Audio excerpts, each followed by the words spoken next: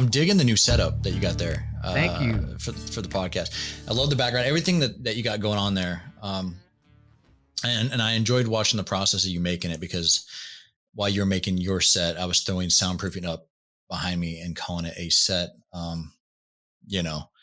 it was like we were building that at the same time. It was cool seeing that whole process. Yeah, it's been tough, and learning how to do this all on my own. And then, I found StreamYard worked really well for what I'm doing. And it's just been fun, man. It's actually more fun for me just doing it all on my own, and it's my own baby. You kind of you nurture it a little bit more, and you start to find what works. And right now it's kind of in a cool place. Yeah, gotcha. No, it was fun watching your show today, because I was like, well, maybe I could do some research, and I was like, I didn't know you were a pitcher. I didn't know you had your own autobiography, so it was good to actually like listen to it and go, okay, there's some things I'm learning here. Yeah.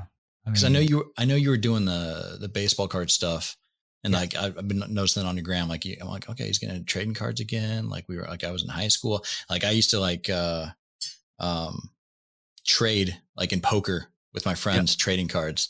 So and then I'm one of the few Mariner fans you'll ever meet, being growing up in Washington State. When you had the Griffey one, I was like, yeah, that's cool. I used to live in Washington when I was stationed in the military, and so Fort Lewis. Yeah, and so I used to go watch the Rainiers play all the time. The Rainiers is their minor league team. I think it's their AAA team. I think you go from Rainiers and then you get pulled up. And so I used to go, what's up, Pop? Go ahead. My son's here. He's because it's the summertime. Oh, I know you said you were doing it on your own. I was like, well, you got some kind of set pieces there. You got some people. No, I don't. They're help me. So we're shipping cards, right? As part of doing these breaks, and so they're getting paid to help me ship. Speaking of childhood memories, the first place here we always go on Born the Battle is back to that time that every veteran shares, that time that we all decide that military service is going to be the next step in our life. Yeah. And I say it in that way because, like Vietnam veterans, sometimes they didn't have that choice. Mm-hmm. But for you, when did you know that military service was going to be the next step in your life? It's when I lost everything else, right? When I lost the one dream I ever had in my life was to be a professional baseball player. The one thing I ever thought I was good at was baseball. Been playing it since I was 4, writing poems about it since I was 5. That was everything for me. I didn't date girls until a late of age because I was married to the game, is what my coach used to say. And I believed in that, right? I believed that anything outside of the baseball, the game, would be a distraction to what the dream is, And then I kind of just let life and notoriety kind of take charge, and that comes from it's insecurities. It comes from being not being mature enough to handle, everything that comes with playing college baseball. Yeah, you become a name, or you become a character, right? And so back in the day, when I was in high school, a coach named me Goat. It was Goat Head, right? Goat Head was kind of this, this joke that I was I'm just that guy on a team who's just a knucklehead, right? And that name slowly kind of turned into Goat, and not greatest of all time, just like you're a damn goat. You know what I mean? Well, you got a head for it. I can see it. Yeah. And that kind of, that name carried a persona that was, a party animal that was very immature.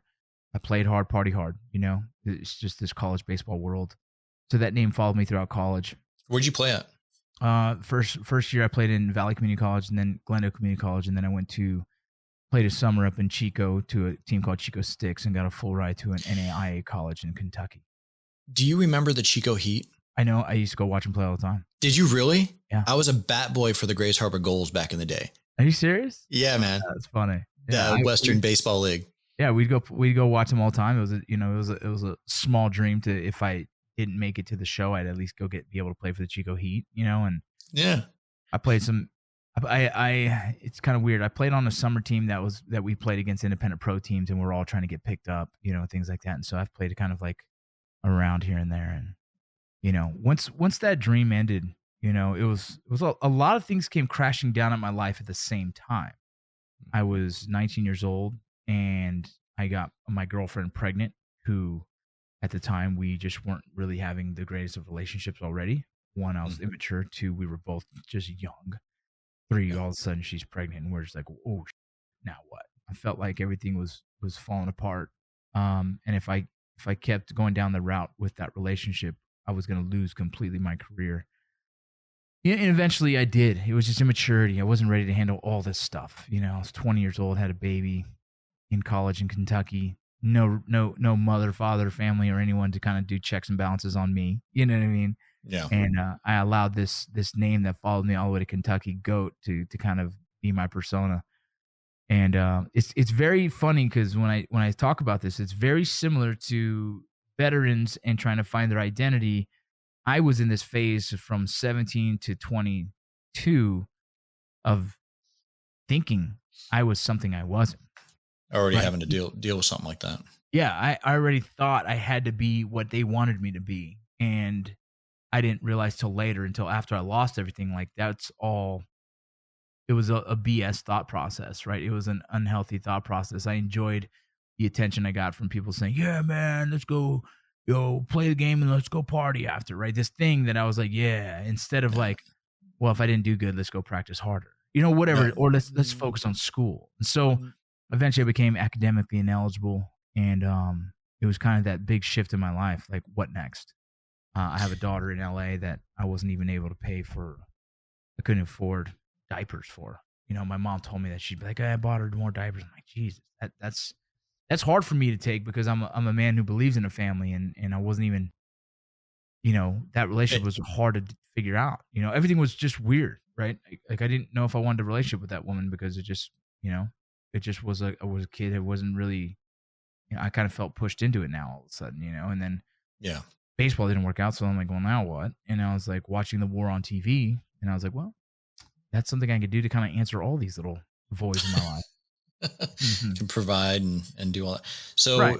So that was like around '03. So you had nobody in baseball as like a mentor. Like, hey, it was like there's nobody on the team that was like, okay, you did bad. Let's not go drink tonight. Let's actually do No, actually work. no, I had an old coach in Glendale. We Mhm. called him Sarge. He was an army guy that became a coach, and he now is one of the head dudes at YMCA down in Los Angeles, California. Really good dude. He was probably the only dude that's ever kind of been like, "Hey, dude, you're screwing up, and you got a lot of skills. Like you got a lot of talent, but you're screwing up." And, Gotcha. I also didn't have that from my dad much. My dad was a big worker. He worked so much, and at the time, it's the generation of him. I don't think was that heart to heart talk. You know, it was just you know, you're not in prison, you're not in gangs. Keep doing My you. job is to provide for you, Right. and yeah, no, I Yeah, and totally he get does that. a lot of more mentorship now as we're older. I think a lot of those old school mentalities kind of just fizzled away, and he's seen how we're all raising our kids differently now. That I think now he's more engaged, and I'm like, where were you when I was younger, big guy? Well, it's good that he's adapted at least for the grandkids too. Yeah, My biggest influence was my grandfather, so that's good to hear that he's adapting and going. You know what? You know, let's go back to it. So you were yeah. talking about seeing the war on TV. Did anybody else push you into it, or was it just like, hey, I see this on TV. I'm going to go do this. No, man, I just genuinely, I was sitting there next to a guy who used to be in the Navy, and we are having beers, and I was watching a Marine put the flag over the Saddam statue and pulling it down. I think everyone kind of remembers it at the time. It was a very, very memorable Yeah, video. And I think it was CNN or Fox, whoever it was interviewing his family, and his family's crying out of just pure joy and proud of their son of being such an iconic moment. And it was kind of that self-reflection moment, man, where like, man, I don't know if my mom and dad could ever say there's anything in my life currently that they're extremely proud about. I've kind of just kind of sleptwalked through my life right now, and not really done anything with it besides playing a big man sport and not even doing that well, And all these things that are crashing down at the same time, I think my family's just kind of like more like worried. Like, what the yeah. heck is this kid gonna do with himself? Right? He's got a kid on the way. He just got kicked out of college. He's living in Kentucky. You know, all these weird moments in my life that they were just probably like, what is he doing? And I knew that. And I felt the pressure of that. I felt the pressure of like wanting to make my parents proud, but knowing that nothing I'm doing right now is right, you know? And And that was the sobering moment, was seeing that that's statue it. fall down. Watching how proud his family was of him is what it Yeah. was, right? Gotcha. Like that was it. Not the fact that he was doing that was so cool, but it was the fact that his family was proud ate me alive. It ate me alive because I just feel like I'm more on the disappointment side of my family. And that Gotcha. sucks. You know what I mean? Being that guy. Yeah. You know, I'm like, ah, God. So that haunted me a little bit. I woke up that next morning, went straight to the recruiter. I know nothing Wow. about the military. Absolutely nothing. Wow. Here's my path. Most people don't know the full story of this, is that what do you know as a kid in the military? You know Navy SEALs. Yeah. They're the greatest marketing guys in the world. I went straight to the Navy SEAL side of the thing. I went straight to the Navy and said, I want to be a Navy SEAL. And they were like, there's no slots for Navy SEAL. You'd have to pick a different job. You'll be an underwater welder. I'm like, that don't sound cool at all. I'm like, nah, you know what? Let me go talk to these other dudes. Went to the Air Force. I had too many tattoos at the time already. And they were like, nope. And I was like, okay. I had a no insurance ticket. That was the reason they denied me. Really? Yeah. I got a whole story about that when I first took over the podcast and the previous host interviewed me. It's in the archives. I basically walked in. They basically said, no, we're not even going to send you to MEPS. Wait till that's paid off. And then the Marine Corps said, I'll pay that. And I was like, oh, that's the Brotherhood of the Marine Corps. They take care of their own. Also kind of like the mafia. But yeah, that's how I joined the Marine Corps. They paid my no insurance ticket. Well, so I'm sorry. You went to the Air Force. Somebody told me, oh, you're good. Think about, you walk into a hallway and you got exactly like this: Army on the left, Marines on the right, Navy back here, and Air Force back here. So it's kind of like you choose. What's your path? And this is in a small city of Owensboro, Kentucky, is when I decided to kind of show up. And so right away I got, like I said, Navy SEAL sounds cool. That didn't work because I didn't like what his answers putting me in. Like, I don't want to do underwater, whatever the heck, welding. Yeah. And then I went to the Marines, and I'm already seeing on the Army's door, it says potential $20,000 bonuses. And I'm like, man, that sounds cool. Diapers. Yeah, diapers. So I go to the Marines and say, listen, what's the hardest thing you guys got? I'm like, oh, we got Marine. I was like, cool, man. What kind of bonuses you got? The bonus is being a Marine. And I was like, no, I'm good, man. I'm good. And look, my father's a Marine. So that guy was so familiar to me that I was like, nah, hell no. I'm not doing this. Dude, I ate that up. The pride, the thing is to be a Marine. Cause I was like, I almost went Army Cav because it had like a $30,000 bonus or something. And but the other ones just paid my $600. The recruiter just kind of slipped me $600 to pay my no insurance ticket. I took $600 instead of $30K. I was just. Yeah. Go ahead. So I was just like, the guy reminded me too much of my dad. My dad was just so still to this day, like, Marines, and I was like, no, I'm good. So I went over to the, Air Force, said no right away. Walked in. They're like, nope. I'm like, okay, my bad. Walked out. And I actually was kind of turned off by it all. And I went outside and I called my friend at the time to come pick me up. Like, dude, I'm at the Army recruiter. Come pick me up. At the recruiter station. Yeah. And as I'm sitting there waiting for the ride, the Army recruiter shows up in his car, just dropped off someone. It seemed like he's like, what are you doing here? I was like, I was thinking about enlisting, but I don't know. He goes, well, why don't you come with me, man? Let's go back there. He's like, what do you think? I was like, I don't know. I just want to do something tough. Obviously, I played sports my whole life. I wanted to see what physically, you could push me. And I ended up taking my test.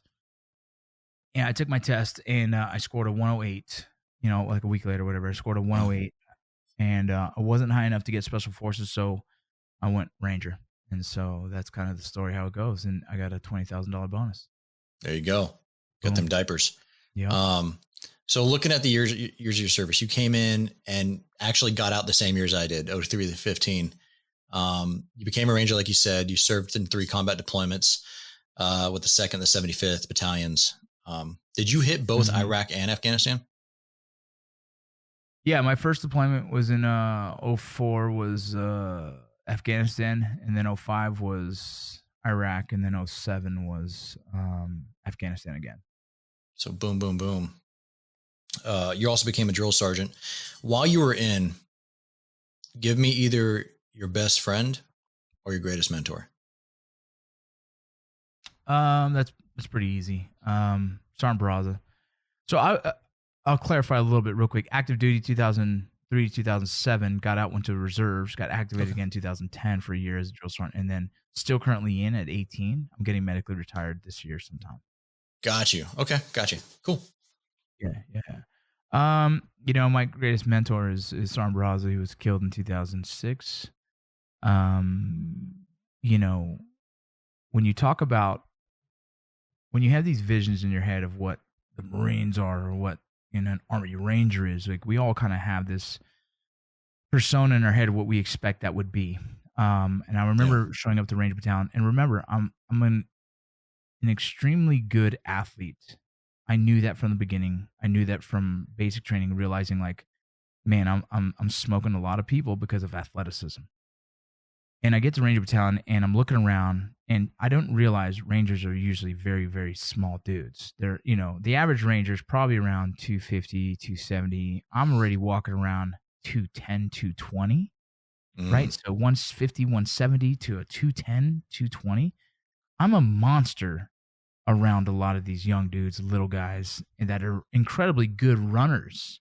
Yeah. But you give a guy a basketball, some of these kids can't dribble, right? You throw a baseball and they're like, what the hell was that? Right? Like you don't realize, I thought everyone in the military was these super athletes. And so when I got there, I was like, whoa, it was a little discouraging for me because I'm like, I'm going to go to war with this dude who can barely run, but in the end of the day, these guys were good at being Rangers, Yeah.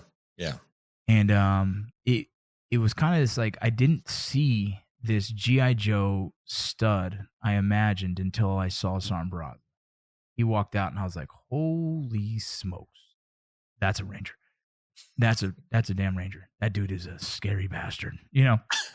Physique, cockiness, like this confidence and cockiness blend that was just so perfect where I couldn't tell, where one started and the other one ended, right? It was just like, he's so good at what he does. Oh, and he knows he's good at it. You know what I mean? And you could identify like, that's where I want to be. Yeah, that was the guy. I was like, how do I get around him? How do I become more like him? And by chance, man, to be honest, by chance, I became a Gustav ammo bearer attached to his squad. And I'm not surprised that you were carrying ammo. You're talking about everybody's like 170. You're like coming at 210. Yeah. Hey, big carrying guy. The ammo. Yeah, man. And so my team leader in the gun team was good friends with Barraza. So he pulled us into first squad. And right away, I knew me and Barraza had a connection. It was something about, I think we're both big Hispanic dudes, and he kind of was starting to mentor me from that early on, as he mentored everyone under him. But I felt there was something connecting between us because he always threw these little jabs at me, and I was like, oh, this guy gets it. Like he knows I'm just as competitive and want to be there, and we would do these Army Ranger tab versus non-tabs sports, and he'd be like, Vargas, get your team together. And it's like he knew I was already, look, man, I was 23 years old showing up as a brand new private, right? Like, so I'm mature compared to most of these youngsters. Yeah. And I was an athlete, so he'd see me play these sports, and so it was his teams versus my teams, and get your teams together, and and this bond, it continued and manifested into even more, where our families got connected, right? Where I was invited to a wedding. The only non-NCO was invited to a wedding with all these other NCOs because I was 1 year older than most of these guys. Yeah. Barraza was 1 year younger than me. But man, if that dude didn't understand leadership, I don't know where he got it from. You know what I mean? He treated you like a person, disciplined you like when you needed to, taught you how to be the best, and you expected to be the best. There was something so awesome about how he mentored that I didn't have in my life. And, I continued till today to develop and also raise my kids in a manner that was Sergeant Barraza would make him proud. Yeah. That's awesome. So he was in your squad. He was the squad leader. Squad leader. Yeah. And I was attached to him. Yeah. At the end of every episode, we do like a veteran of the day. Mm-hmm. Shoot me a bio. I'll make sure he's at the end of your episode. Cool. for the veteran of the day. Absolutely. So you got on 07, but you were still doing stuff until about 15. And you were running, starting small businesses, acting in shorts. Drinking Bros came around 2015. What was it like? I guess, I thought it was 15, but what was it like getting out in '07? Yeah. Um, you know, versus what kids get out today. There was probably, I mean, I don't think, and I think it's fair to say this, that the VA nonprofits, they didn't know what they were asking for, what America was getting with this influx of veterans Yeah. in like '07. Yeah, '07 it was interesting because I was in Arizona at the time, and I didn't really think to go to the VA for anything until I started to have my own issues. Mhm. Just the drive in from Washington to Arizona. There's these mountains, Superstition Mountains, that give you this eerie feeling of Afghanistan. And I already had a few of these weird episodes where I kind of just daydream and just let myself like. And you're sitting there thinking like, oh, this would be a bad spot to get sniped, and you know what I mean. Like Yeah. you find yourself in these daydreams of like situational awareness that kind of, and you're like, whoa, that's not normal. Like there's something weird there. And then the drinking started to get really big, and you started getting calls from your friends. And I got the call from one of my soldiers that, Leroy Petrie saved his life. And Leroy Petrie, if we all know now, is a Medal of Honor recipient, right? So one Yeah. of my soldiers was saved, and it ate me alive to know that I wasn't there, right? The FOMO, the fear of missing out, was eating me alive. The ideas that I might have left guys hanging because I chose to get out and do selfish things like, take care of me and my Like have a family. life. Right, exactly, and all those things that they Move built on. in, yeah, all these things they built in me to believe that I was wrong for leaving. I started to believe them, you know? And, there was no major nonprofit out there helping guys. It was just, figuring it out, and so I ended up going to the VA, and the first thing, they put me into the OEF category, and I knew I needed some kind of counseling, and the first counseling I ever had was a group counseling. And I walked out. It was like first Yeah. break later, going home, because I at the time wasn't ready for counseling. I at the time was still very egotistical. It was too new for me. It was too fresh. I had way too much bravado of thinking I'm an Army Ranger, god damn it. You know what I mean? Like this thing Yeah. in your head, like I'm better than this. Yeah. And and so I You're still never, figuring it out at that point. yeah, it was too fresh, man. It was like, Yeah. you ripped the Band-Aid off, and you still just didn't understand what was going on. And so, I went to school full time because I needed to pay the bills, and going from an E5 in Ranger Battalion with jump pay and NCO pay, going out into the civilian world, like it's hard to find something that matches. Yeah. So I had to work full time, and I had to go to school full time just to try and get myself back to it. I still had an AFES card. I don't think I paid off until 2015. You know what I'm saying? Like when you live paycheck to paycheck for so many years, and then Washington Mutual used to let you overdraw $100. It was like every paycheck that was happening, you know. Yeah. And so me and my wife at the time were just trying to figure out how to maintain ourselves. It Yeah. was not easy, and so she ended up having to get a job, and then by that time, my drinking, I knew the schedule of my buddies who were getting off shift and see if they can drop, and I knew their route home, and they could just drop me off a 6 pack or a 12 pack or even a bottle of, some kind of whiskey. Hmm. And this became kind of a systematic thing that I was doing until, this thing, and like, I'm a gamer, right? I'm not a video gamer. And I say a gamer as in I know when it's time to turn it on.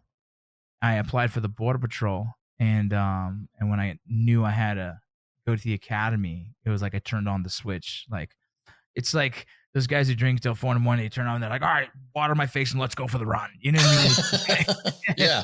It was kind of like Yeah. that, where like I knew it was like, all right, well, it's time to turn it on. And so I started training for it, and I Yeah. got myself in good enough shape to get to You the fa- Border Patrol Academy and figure it out. you found a purpose. This Yeah, thing opened up, and exactly. you were kind of wandering, meandering. It's funny that you talked about gaming as a better therapy than what that initial therapy was. I'm a big gamer myself. I see it as therapy. Yeah. 100%. Um, and you talked about that initial time of walking into the VA and walking out. I did the Yeah. exact same thing.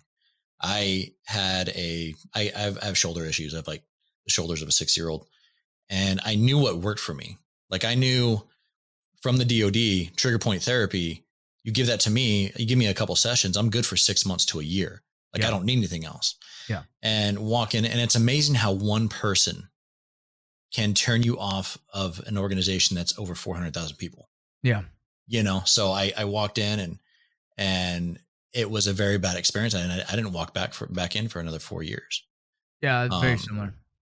so I totally understand that feeling, and and then coming back, it did seem like a very different place when I started actually working for the VA, Yeah. going to a different, and then really taking control of my own health, and like going, okay, you suck, but you're not the only one, and then just Yeah. hunting for the right person. It's funny, I'm in Salt Lake City, Utah, and the VA here is actually really really cool, really cool. I feel like they're very attentive, and things get done faster. Mm. I struggled at some other VAs, I mean, I'm not putting them on blast or anything, but El Paso was tough. El Paso was tough, and I think it's because there's such a big influx of veterans in El Paso, right? And you're Mm. right next to that base, and so, man, I had a heart issue, and I didn't get a call until 2 years later after I moved out of El Paso to go to my cardiologist, and I'm Wow. like, what happened? And that was probably before the advent of community care, where you can, if you don't get an appointment within 2 weeks, you can go in Yes. town. So yeah, so now that's in place. It's changed a lot of things, and I request it. I said, look, I like to go outside of it because it's just what's comfortable for me, you know. Yeah. But yeah, it was tough in El Paso because I just felt like there's so many. They were just bombarded. They were bombarded left and right. Look, man, you have Fort Bliss, which is huge. Yeah. You know what I mean? And all those veterans who retire and all the veterans who retired before then are still. And so it was just it was an uncomfortable feeling to show up there, and you'd leave there very agitated and frustrated, and like all the same old ideologies of the VA. But I got to Salt Lake, and I was actually thoroughly impressed, and still am. I like the VA here in Salt Lake City. Yeah. No, community care was definitely a game changer for me. And we actually broke that down in a benefits breakdown in episode 251. So if you're listening to this and you want to check that out, breaks the whole thing down of how it all works. So, Nice. So you got on, so, around 2015 though, you really started running, you started doing stuff. Drinking Bros came up. How did you prepare yourself for that type of transition? And I was talking to Billy Mills, Olympic gold medalist, won 10,000 meters. The last time they had the Tokyo Games in like 1964. Nice. Lakota Warrior, good dude, also in the archives. He talked about dealing with the sports transition, like ending a sports career. Very similar. Yes, very similar to you. And then how he related to ending his military. Now he did it at the same time. He did both at the same time. Was there anything that you took from your sports transition into your military transition, and that helped? I'm going to say no and yes, right? I speak to a lot of professional athletes as well on my podcast, and all of them are like, "Hey, crazy story. I'll talk about that later." But there's a baseball player that reached out to me. I actually knew who he was, and he's like, he read all my stuff, and he calls me. I'm like, dude, we know each other. He forgot that we knew each other. But we'll get to that. We'll get to that. Very blessed to play a high level of baseball and play it for so many years. A game that is built off of losses, right? The game that you're a good ball player if you bat 30%. Yeah. Right? I was raised to learn how to lose. I was raised to learn how to bounce back. Yeah. That's plain and simple. Yep. And so transitioning out of the military, hard because death, right? Losing friends. Yeah. You don't have that in sports, right? This is a different level of feeling. Transition. Yeah. And so transitioning out of the military, losing friends, and learning how to cope with that, it was the hardest part, and still survivor's guilt. Yeah. That was, to me, still to this day, there's moments where I'm like, what the hell am I doing here? You know what I mean? Yeah. I imagine some of my buddies would be doing way more cooler things than I would. And so I think part of that is what my motivation and drive is, and why I do so much is that I feel like I'm filling those voids of guilt. I'm filling those voids of these insecurities that I'm not good enough, and why was I given an opportunity? And it's probably just fill it with more stuff. You know what I mean? Yeah. And so I think being an athlete in college and transitioning out and figuring that out was hard, and I think that also kind of helped, I guess, pat in the blows, soften the blows from getting out in the military. But the difference was the dynamic of the camaraderie that is life and death. 100%. That level was something I didn't expect to happen, and I didn't expect to still deal with. And so there's always going to be that little bit difference, and that little bit is is Sure. really heavy, you know. But it added So, some resiliency a little bit. for sure, right? Yeah. Like Yeah. I Like you've had understand, experience in transitioning your right? life. Exactly. You know? Like I understand what I had to do personally. Like I had to figure it out. You know what I Mhm. mean? I had to stay busy. Like, and partly my kids were the ones that saved me, because if it wasn't for having kids and feeling the obligation to make sure that they have food on the table and a house over their head, I wouldn't have been so damn motivated. I think a lot of guys struggle with transition because they don't have nothing to drive them, right? There is no driving Sure. factor to make sure they just get up in the morning. The Mhm. stagnant is what kills so many people, because 1 year leads to 10 and you're like, I still haven't done anything. Yeah. And so I didn't have that, because the drive of trying to give my kids a better life and give them more opportunity would meant that I had to go work, and meaning I had to go work meant I kept busy, meaning I kept my mind shut off for the time being until I paid those bills. And then that Friday night, Saturday, and Sunday were my days of blah, drinking Yeah. vomit, right? Just complete blah. You know, this binge drinker is like this functional alcoholic. You get work done, and then when you have those days off, it's like, well, now you're incoherent. You know. Yeah. Yeah.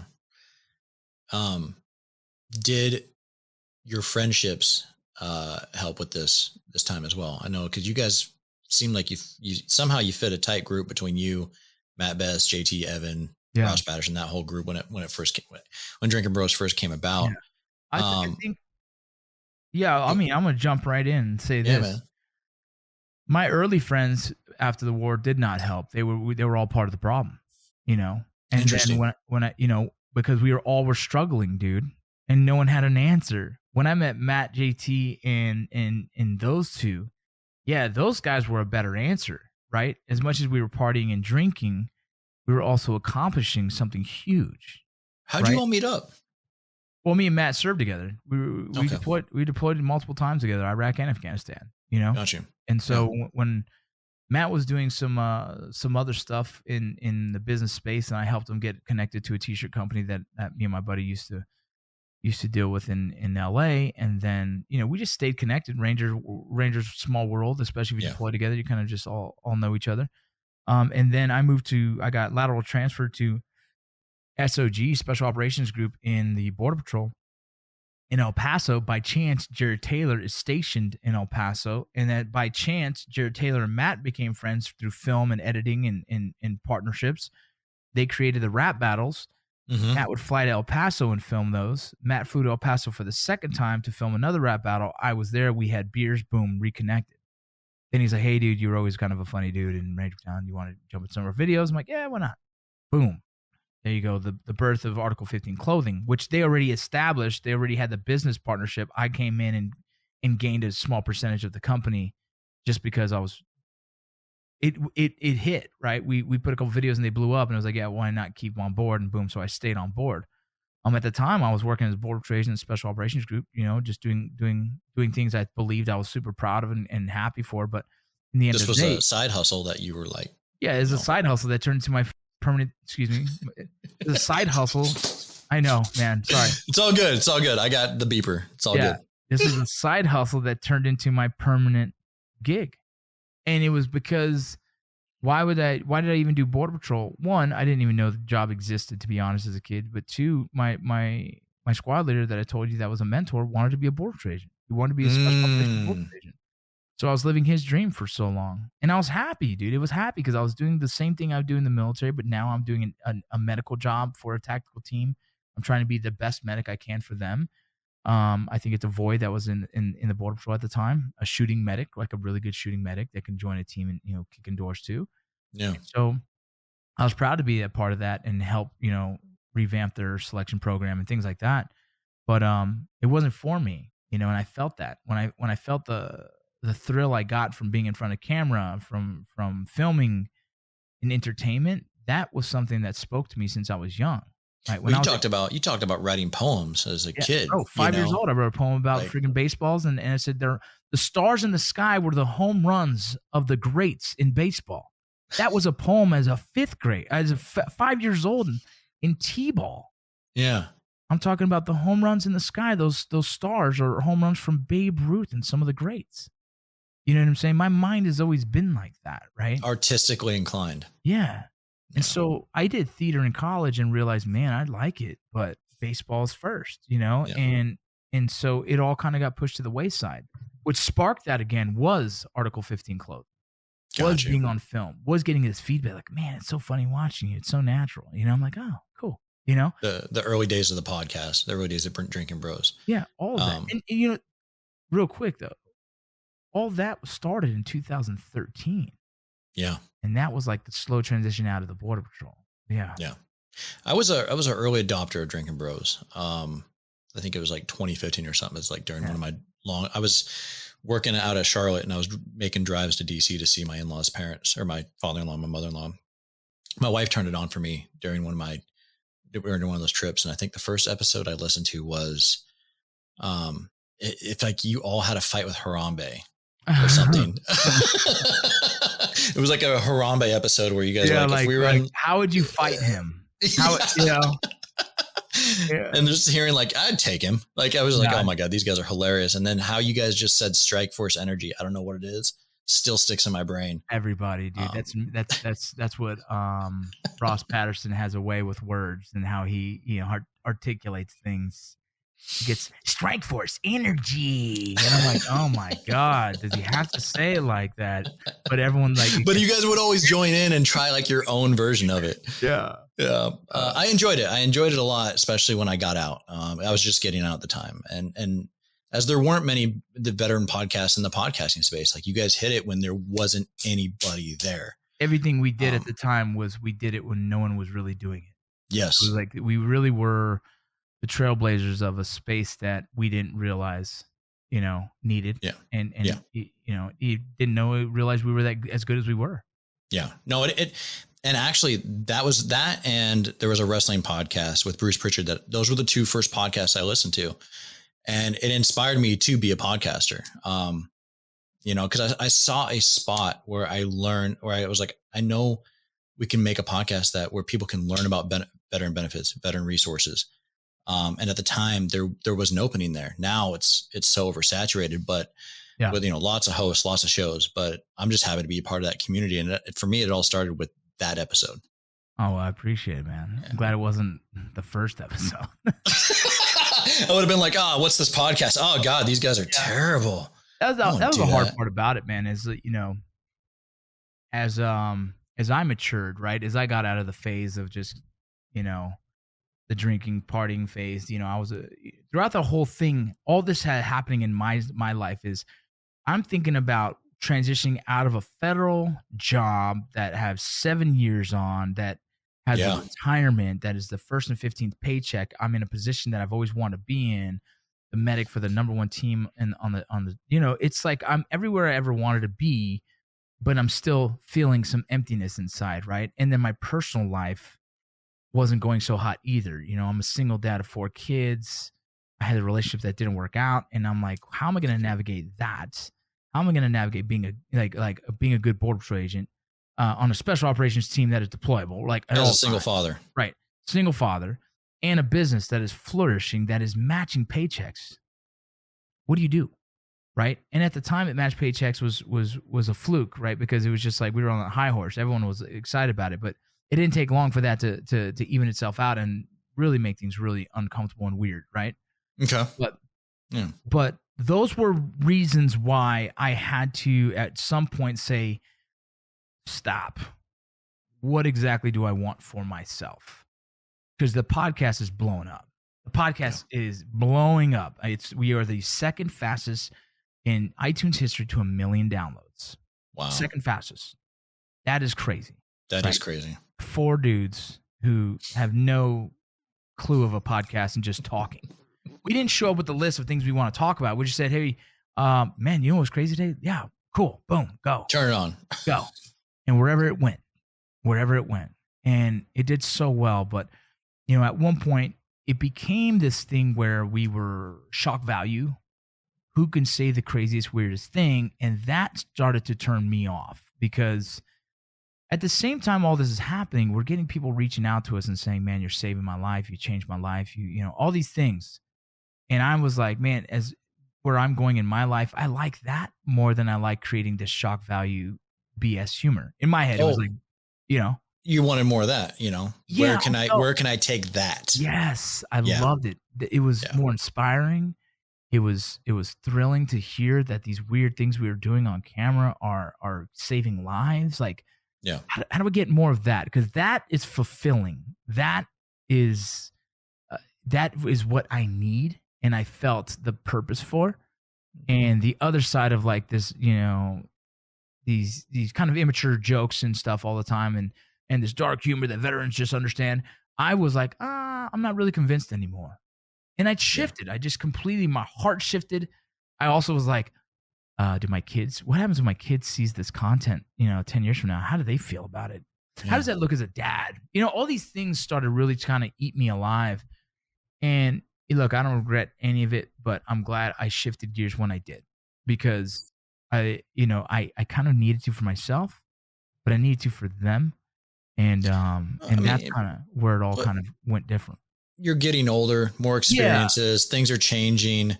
And really the community's changing as well. Of course you had guys that were like, hey, you changed my life. But I could see where you're like, where can I get more of that? More of that.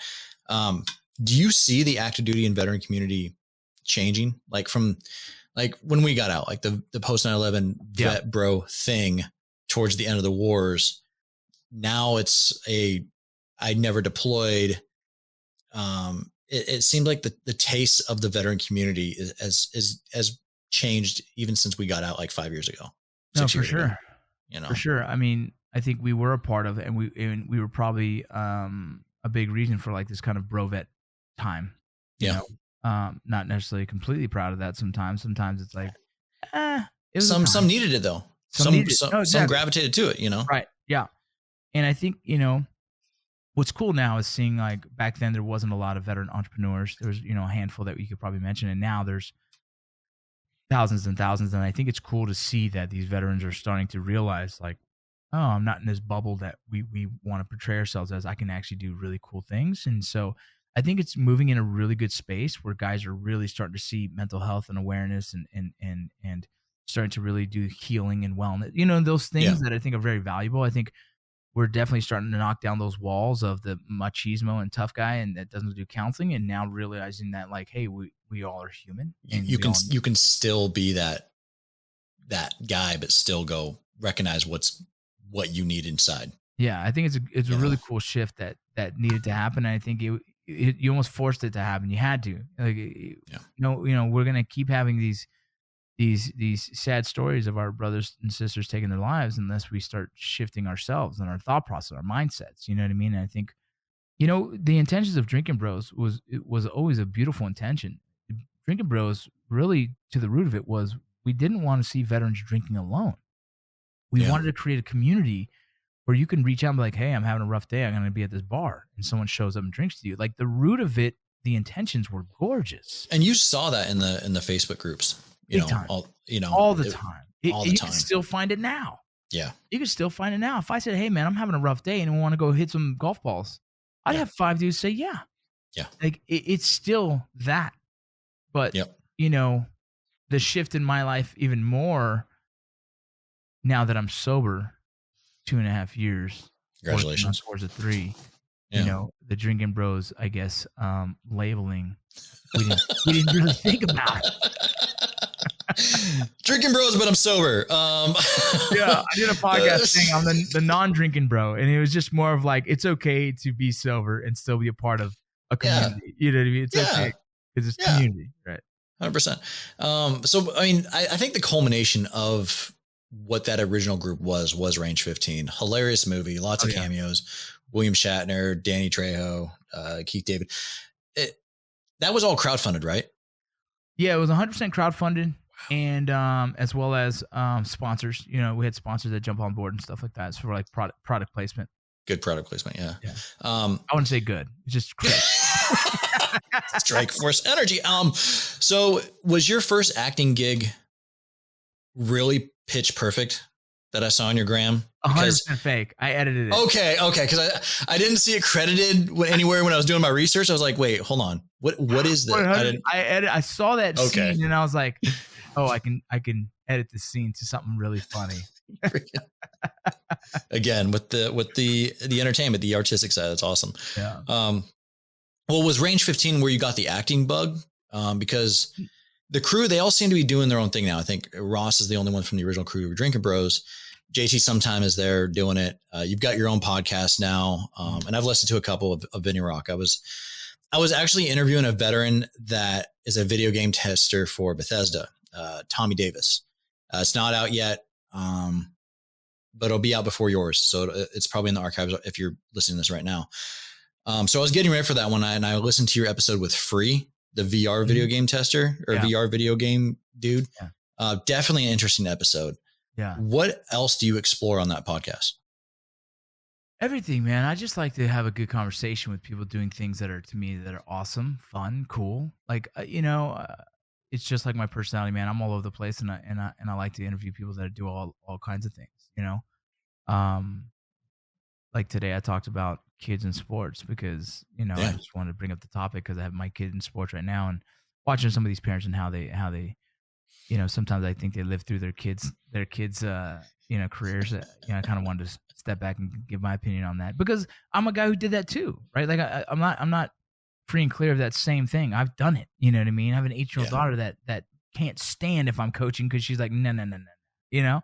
And so I've learned from an 18-year-old what I'm not going to do for my now 1.5-year-old when he turns into the age of, and in those, you learn from friends, you learn from experience, you learn from just putting yourself out there. And then, you have to also know like, oh, that was wrong.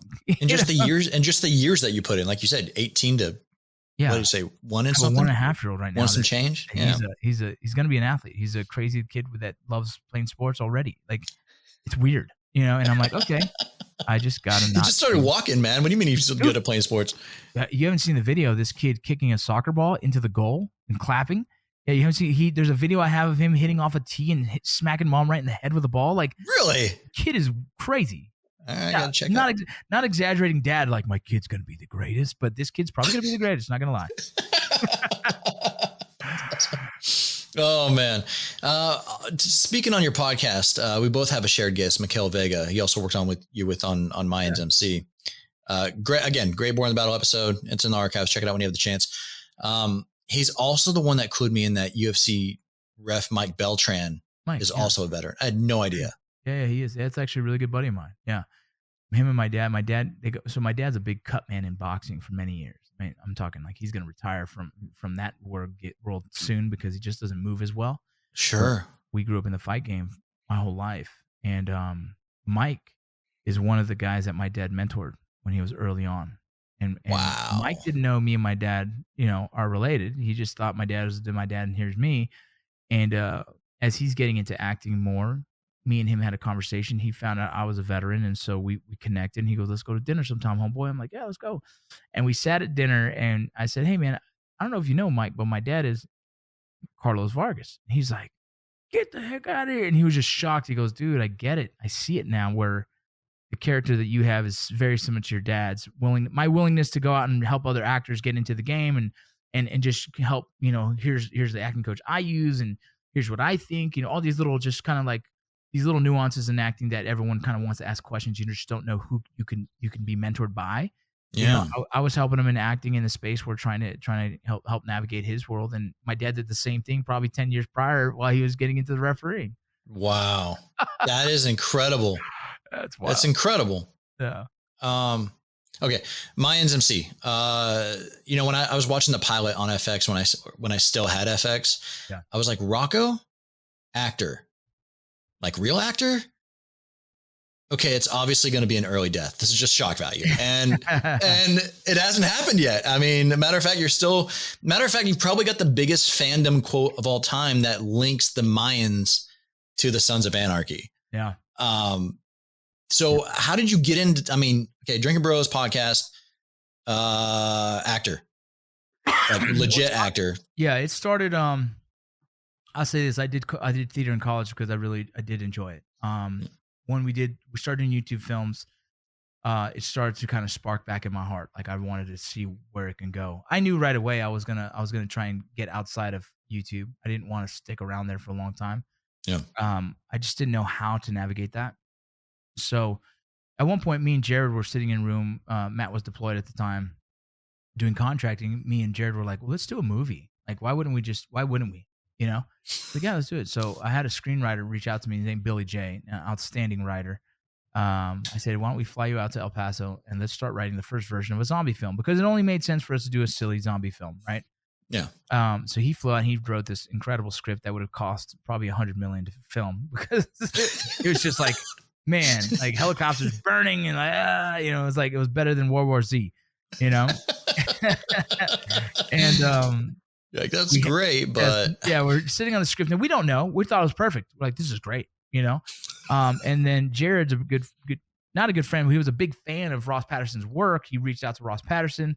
At the time, you know, we have a lot of people following what we did. And so Ross Patterson kind of like was like, yeah, I'll take a look, you know? And so he gave us a rate and what it cost for him to fly out and actually help do a rewrite. Doing rewrites and scripts is not cheap, you know what I mean? Yeah. But you know, we were able to make it happen, you know, and as a company, we were doing well at the time, Article 15, you know? Yeah. And so we flew him in and he helped us get the first rewrite of Range 15 in a space where we could actually probably afford, right? And that's kind of what he did, is really make it so it's like shootable. And then boom, we crowdfunded and made a movie. And this whole process, I'm like, this is what I want to do. Like, this is it. Like, I think this is awesome. All the creative juices are flowing, you know, like I'm in, and I was studying acting. I was reading books. Like, no one knew this. I was just like, I was geeking out on exactly what I would love to do. Yeah.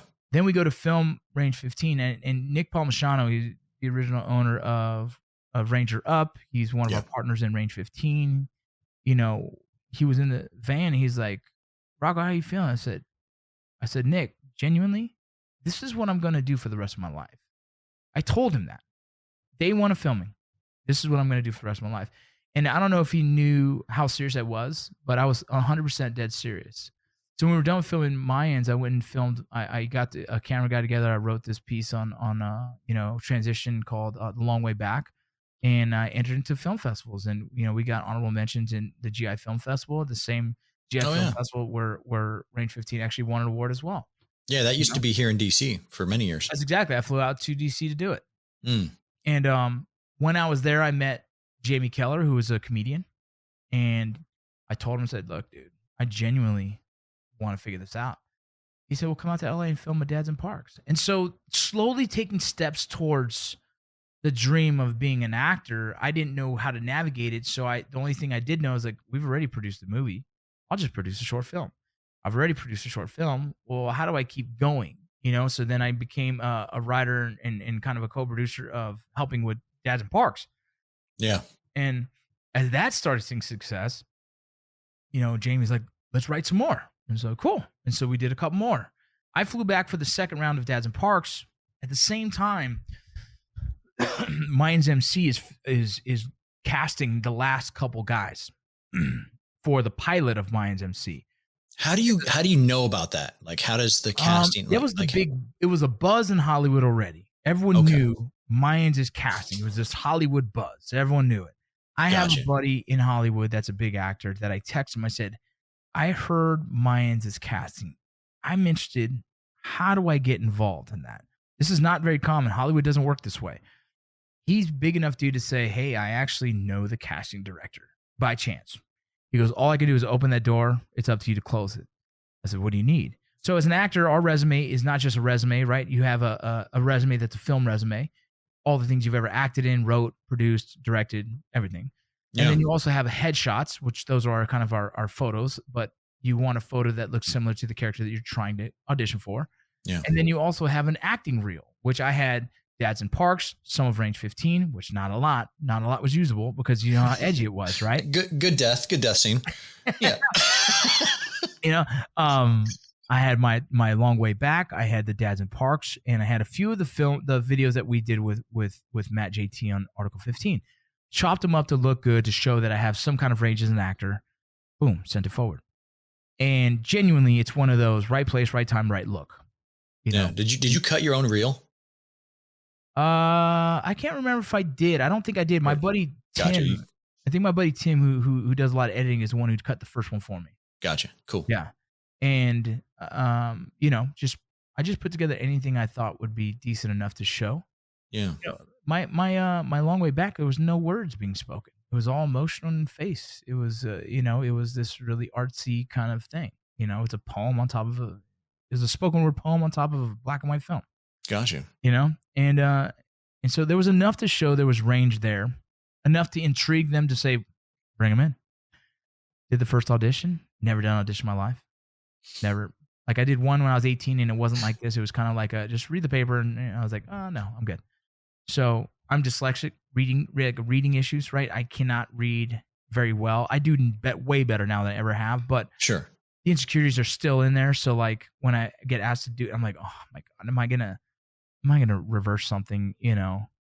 Unite always looks like untie. You know what I mean? Like, oh, I got you. Yeah, no, I got you. Pressure's on. You're like, okay, those little fears come back. Got you. Yeah, so my wife read it for me. She recorded it audio for me. I listened to it audio all night, showed up, did the audition, and the casting lady gave me a hug, a kiss on the forehead, gave my wife a hug, kiss on her forehead. She goes, that was great. Loved it. Thank you for your service. Love that you were board up agent. We'll get back to you. And I was like, oh, well, that was cool. I'm wondering if everyone gets those kisses on the forehead, right? Like, this is Hollywood. Like, what do you know? I don't know. She's an actor too. God. Yeah. I don't know. And so then it's amazing. That's your first audition. It's amazing. Yeah, it's crazy. And they called me back. I flew back from El Paso. At the time, I only had like $700 in my account.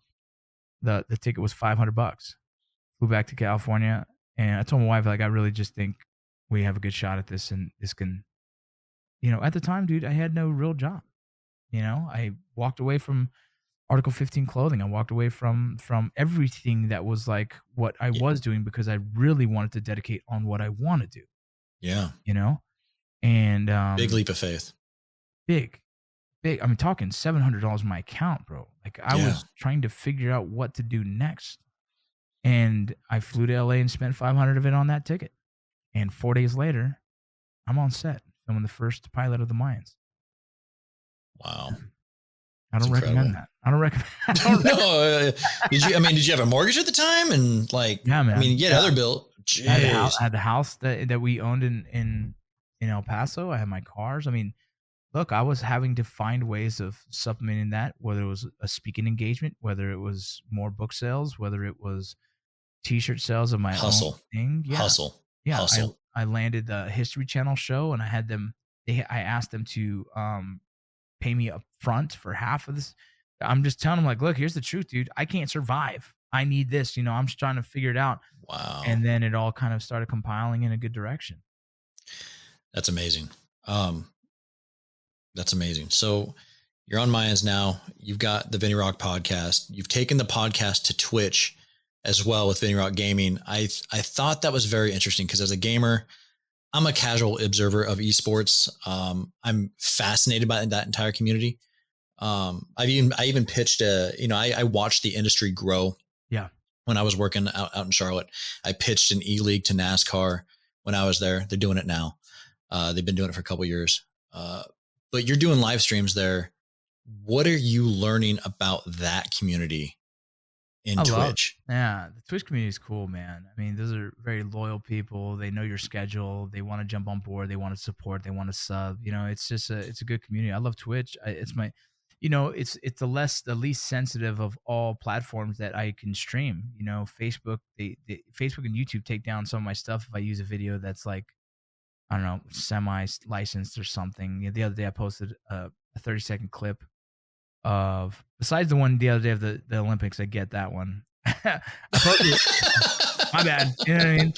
Yeah, but you think you would get, if you're reporting on it, like there's a fair use if you're reporting or satiring. Right? Yeah, but no, you can't use it. They got me. But there was something else I posted. I think it was like, I did a short video and showing an audition, one of those emotional auditions from like America's Got Talent. Yeah. And they nixed me on that too. And I'm like, but Twitch doesn't. Twitch lets it ride. You know what I mean? Which is good because like I'm only playing less than 30 seconds and I'm thinking that's the safe buffer zone. But It- I think it's cool because I'm able to, I've integrated my own life with just videos that I can show and introduce and have some fun with, and it's been a really cool experience. And the people, it grows every week. It grows every week. More people show up and they comment and they interact, and it's an interactive podcast. I'm not here with a list of things I want to talk about. I show up with a few things, and then we just go back and forth. I communicate with the people viewing. They ask I questions. noticed that big time. And to me, like, it's really a community of us waking up and drinking coffee and talking. And I like that. That's more me. I Yeah. love interviewing people too, but if I'm just going to wake up and hang out, let me hang out with my people that want to just hang out. And, it's turned into something that's really fun and I enjoy doing. And I will continue to do this until I just don't have the time to. And I don't see that happening. Is it cathartic for you in a way? 100%. 100%. Yeah. Got you. Before we leave, I want to talk about your relatively new business venture, Veteran, another clothing line.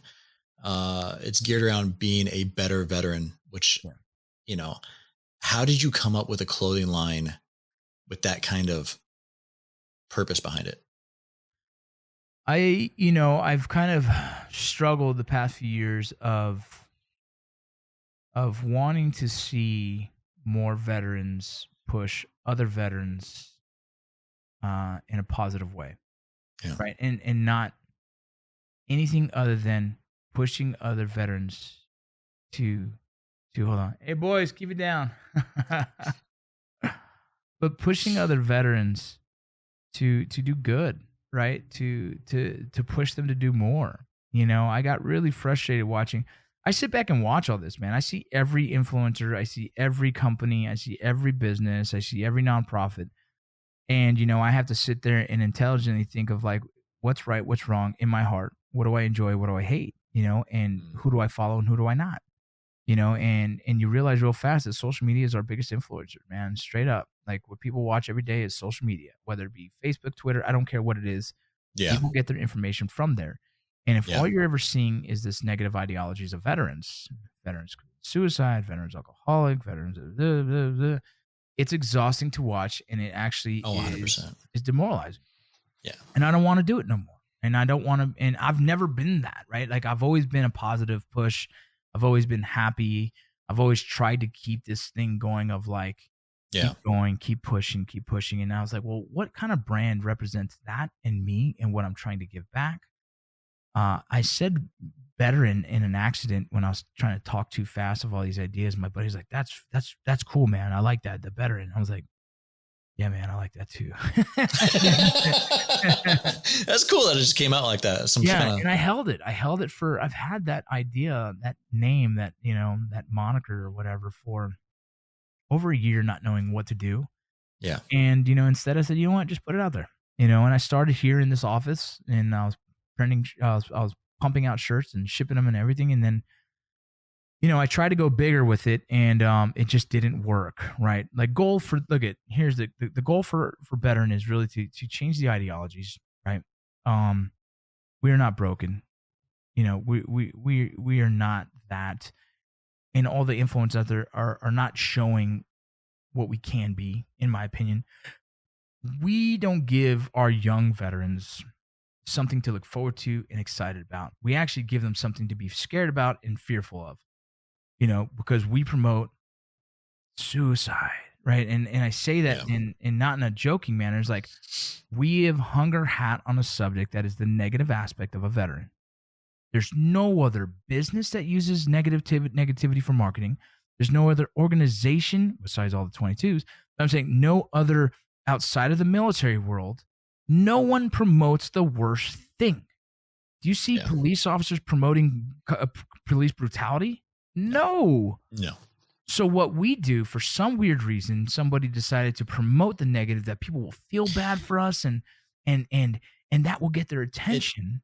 It's easy to to create sympathy and market off that. Yeah, and that's what we did. And instead of wait, we've never been taught that.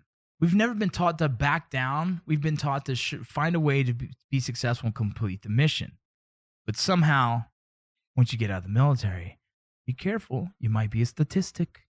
And that is disgusting, man. That is the worst thing we've ever done. That's the worst thing as a community. Even the civilian communities that want to help, that thought that was a great thing, they didn't realize that. Like, no one realized it for some reason. And all these organizations jumped on it and said, you know what, this is right, and feel bad. And I'm like, is anyone else watching this? Because I feel like this is crazy. It's building victims. It's completely building victims. 100%, dude. You know? 100%. And that is weird to me that we would ever say, yeah, I want to support this. Let me support that. Like, why would you support that? I don't want to support anything that focuses on that, because what I want to do is make sure a guy gets out of the military and be like, hey, you know what you can do? You can be a business owner. You can be a federal agent. You could be an actor. You could be anything you want. Anything you want. Yeah. You're not a victim unless you allow yourself to be. Exactly. So how do you do it? It's called hard work. Hard work, direction, figure it out, take a step back, say, here's how I get to there, one step at a time. That's how you do it. Maybe check the alcohol a little bit, because the world has told you, your military community has told you that you drink for all these different reasons, and it's not true either. Okay. I have these guys like, let's take shots to remember our brothers and sisters who died. Or how about, let's get successful. Let's get a degree. Let's get a job. Let's get a career. How about that? Proof to them.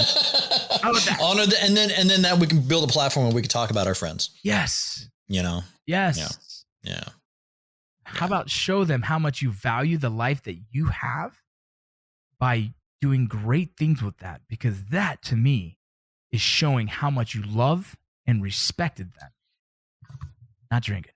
That's something that we were taught, and it's not necessarily correct. So, not necessarily. I mean, look, camaraderie is part of drinking is camaraderie and community, and I get that. No, 100%. 100%. But when you see too many of your friends on the anniversary date of the death of your brothers getting arrested, getting in legal issues, getting so drunk that they're depressed and suicidal, that's not helping. Problem there. Yeah. There's a problem there, right? Like everything in moderation. 100%. So that's what the brand's about. 100%. Yes. We are about trying to just push guys in a positive way, not talk about the negative, inspire, motivate, entertain. There's so many things I want to do with Better, and it's just so hard to get them all done at the same time. Well, it takes time to grow, and I love that you said I tried to go big and it didn't work out, and like that didn't crush you. Like you're still going. You know what I mean? Like it's like you had a goal. Okay, it didn't work out. Learn from it and move on. Like that's what I seen, and I love the passion that you had. I could tell. Like I'm all like, motivated now because I see the passion that you're talking about. Like when you talk about this, your tone changes, dude. Yeah, man. Like your tone totally changes about building better people. Yeah. Like you obviously have a passion for that. 100%. There's a shirt now on Better called Give a Damn. Why is that? Because how many of our veteran companies have made a shirt that says no F's given? Okay. Yeah, no. That's I do care. I care, right? And that's part of me is like I care. And you should too. And you should care 100%. About your community. You should care about where they go and how you inspire and motivate. That was the whole reason. If I was to take this podcast, that was the whole reason I was taking this podcast. Like if I was going to take this podcast, it was to help people. When I was like, and if you don't allow me to help people in the way that I see fit, I wasn't going to do it. And so I do appreciate that the VA, it is a 100% sponsored VA podcast, but they pretty much let me, like 99.5% of the time, allow me to take that in that direction. Beautiful. Yeah. So that's why I was like, I saw that you got a unique strategy. Like how you were getting this brand out there, giving away bikes and trucks and that was going big. That was going big. It didn't work. Yeah. It didn't work. It was, I should have stuck to my guns and keeping it very organic and slow and small and I just let it just grow. But I felt like, man, people need to know about this. People need to feel it. They need to see it. So I'm going to throw more money at it and just do a crazy thing. And it was so unlike me. Actually, the whole time we did that, it was uncomfortable for me because, I don't want to be a car salesman. You know what I mean? Yeah. Right? Yeah. You know what I'm saying? Yeah. I don't want to be that. I don't want people to perceive me as that. I don't want to give off that. But it turned into that because we were really trying to sell more shirts to help pay off the cost offset the cost of the bikes and Yeah. Man, it was wrong. It was the wrong answer. And I'm actually bringing everything back to a warehouse here in Salt Lake City. I'm going to start from the ground up, and I'm continue to turn this into, I believe in a thing, and I don't know why I didn't follow my own belief systems in business, but I believe in a thing I call slow burn. Mm. I'm going to be here for a long time because how I approach everything is a slow burn. Blues musicians. Yeah. You're like the blues musician. Yeah. I don't care about like fame. Never cared about it. Still don't. That doesn't get me off.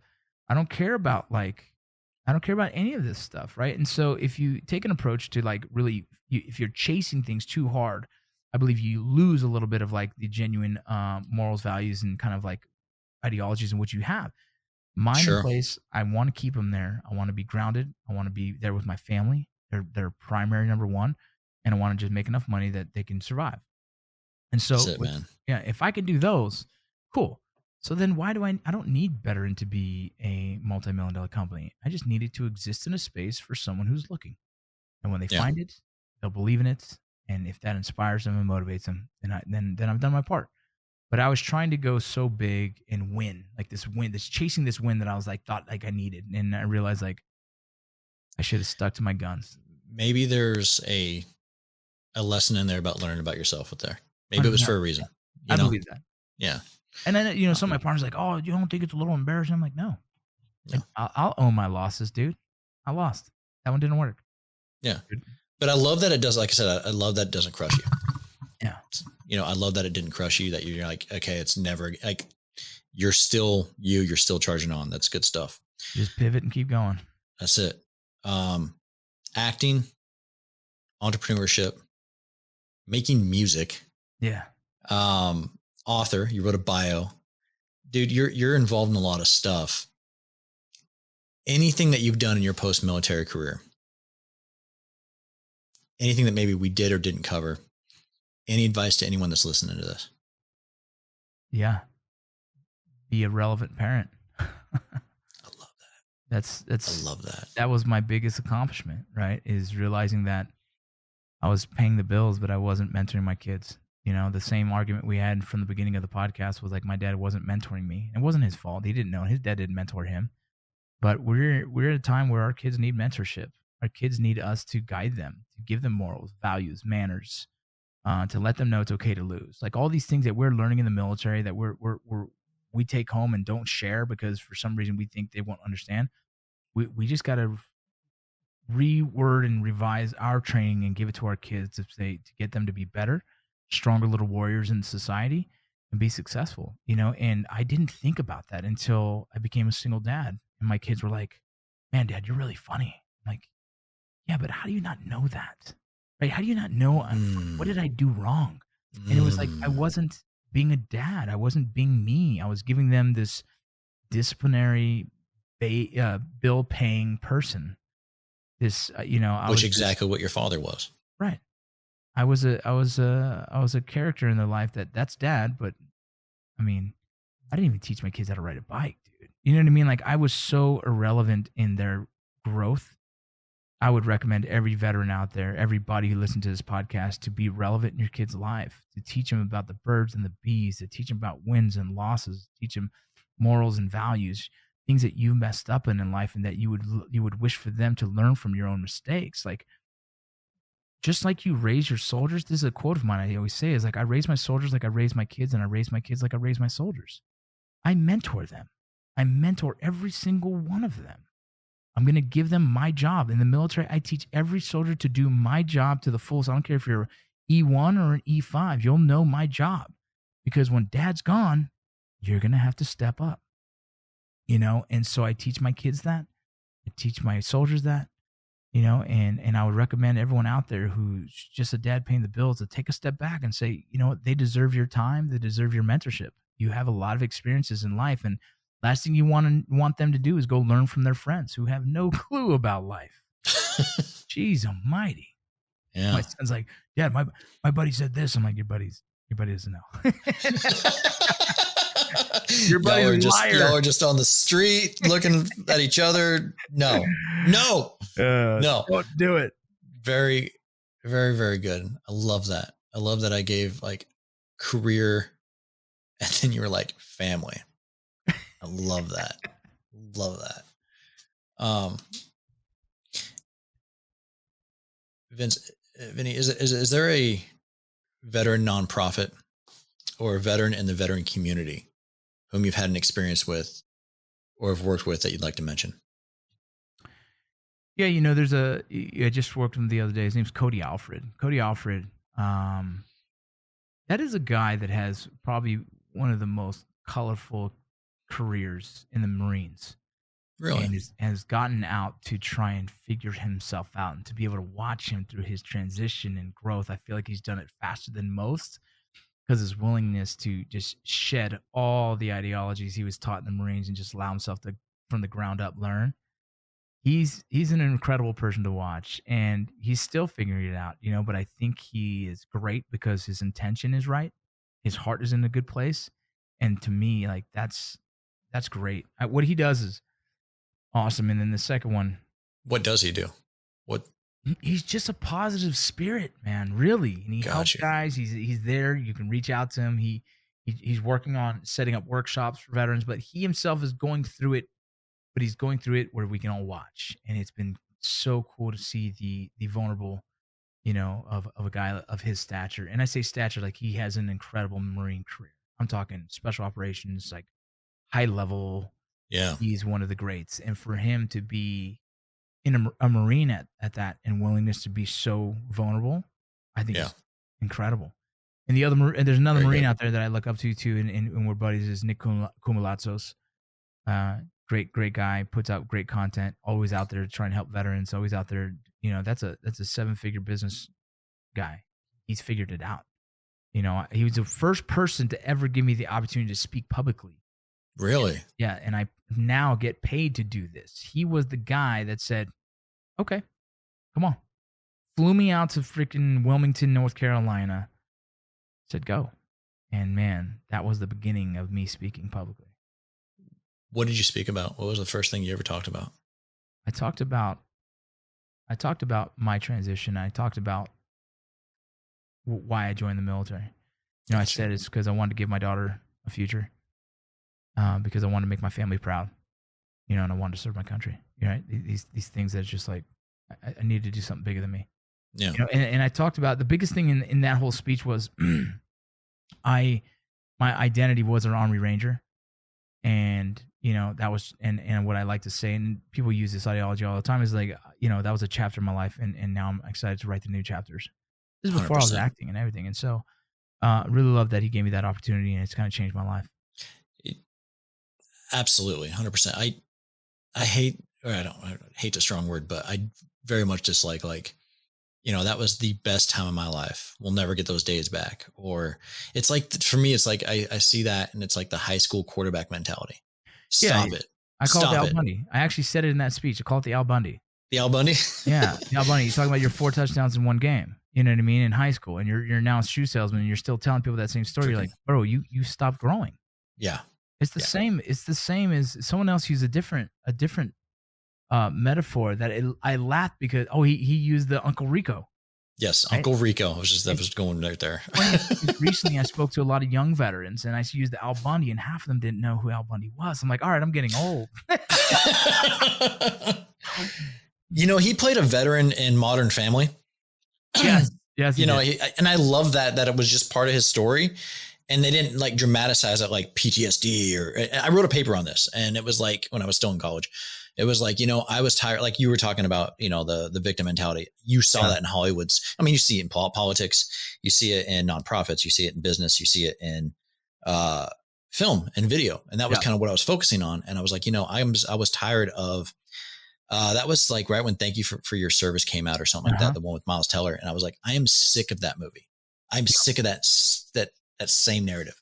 And then I was watching Modern Family. I normally didn't watch it, but I saw that Ed in his role was just a Navy veteran. I was like, that's what I want to see. Yeah. It's just a part of his life. And he was able to just move on and be a human being. Like he pulled out every once in a while, like when it suited his character, but it wasn't the narrative. That's the hard thing about film I believe film is always kind of 10 years behind Mm, of social and economic kind of like realities. You know what I yeah. mean? At one time, every time there was an Asian person, he was behind the counter of a liquor store. Every time it was a black guy, he was a gangbanger. Every time it was a Mexican guy, he was a cholo, right? Like, it's some film goes through this kind of late blossom of the reality. And so everything is kind And of then they try too hard. for sure, right? So like, you see, there was an actor, and we kind of got into it, just behind closed doors about, he made a film that he said he wanted to make it for veterans and he wanted to help them, and I said, but you didn't help them. You actually you continue to push the stigma that we're all broken, Yeah. that we're, and that's wrong. That's wrong. And it's like, and I get it because as a civilian, they might not completely understand that. But for me, I'm Yes. like, well, then you should have asked, Get an advisor. get an advisor. Because I would, Yeah. and if there's a veteran that's like, yeah, this is a good story to tell, I'm like, what? What are you talking about? Yeah. You don't get how much these influence people. You know how many people are influenced by film and television? So now they believe that we're all broken. Yeah. Like people believe it. I actually sat with a very big writer Yeah. and we were talking and I'm eating lunch and he's like, hey, Rocco, what's your experience? I know you write. Why don't you write a veteran film? I was like, because my veteran film would probably be something that Hollywood wouldn't want right now. And he's like, what do you mean? And I told him, I said, every film about a veteran is that he's broken. That's false. That's not true. That's what everyone thinks. And that's what you guys want to believe. And you think you're doing us a favor by telling that story, but you're not. And he was like, I never thought of that. Like, I know. And so, yeah, no, I agree. I don't like the push of the negative, Yeah. I don't know. So hopefully I get to a place where I can change that. Yeah. I think like-minded people like yourself and where we can all change that. Yeah. Rocco, what's one thing that you learned during your time in the military that you apply to what you do today? If you were to pick one thing. Yeah. It's probably how I do leadership, right? I think that's it. It took me a while to dissect how Sergeant Barraza was a leader. And I recently wrote something called Leadership Equals Love. And I really believe good leadership roots from love, the care and love of the person to make good decisions for them to stay alive is what we do as parents and is what we do as leaders in the military. They won't say that. They don't word it that way, right? You don't yell at your soldier in combat because you hate the kid. It's because you love him and you would hate to see him get hurt. And so you use a form of leadership that's going to motivate the kid to listen. It's all rooted from love. And so I think I've learned that more than anything. And I continue to try and, to dissect the leadership and try and understand it even more and more every day. Very good. Very good. Well, Rocco, we're coming up on an hour and a half. We've gone through like a lot. Is there anything that I've missed or haven't asked? No, man. I don't know. Is there like a parting shot to anybody that's listening that you'd like to share? No, I just want my people, men, women, veterans, and to just go out there and stay motivated. Like, look, we're on the VA podcast. And so if I'm on the VA podcast, there's a lot of people out there that don't want to use their VA benefits, who don't want to even apply, that don't want to show up. There's a lot of negative ideologies about the VA, but to be honest, you deserve those benefits. You deserve the opportunity to take care of yourself and your family and your kids. And so it would be very selfish of you not to try and go and get the services that you deserve that are afforded. You've earned. Yeah, that you've earned. And so, look, I'm currently using the Voc Rehab. I'm taking one class every 5 weeks. I go to University of Arizona Global Campus. And because of my Voc Rehab, I also get an extra stipend of like $600 a month, which is really beautiful because what I do every time that shows up, I buy my family a really beautiful dinner. I buy some little things for the family. I buy some stuff for my schooling. Those are things that like I appreciate. And I want to give my family the opportunity because they're dealing with me sitting there late at night writing a paper, screaming at the damn screen. But there's opportunities out there, and I think you guys should really look into those. My kids, they get benefits for college and all these different things that if I didn't look into, if I didn't research, I wouldn't even know. And it helps. All right. Well, with that, I'm gonna leave the conversation at that. Rocco, it's been great finally knocking this out of the park. Appreciate your time, and we're out. Thank you. We're out. We gotta get 'em one way or the other. Machine gunner, fight, bullets fly, day and night rain. Simplified till we die, another campaign. My desk is a rock where the drug lords cut up millions. My pen is a 7.62 round that'll cut 'em down in an instant. Point, click, pull the trigger to the tune of falling brass. Full benefits and a purple heart and a Russian-made bullet in my bag. Raining down lead, punching that clock. Get 'em boys, I'm laying down cover. Machine gunner, fight, bullets fly, day and night rain. Simplified, do or die, another campaign. Here we go, lock and load, 0331. Lug 1,000 rounds, and I ain't bringing back one.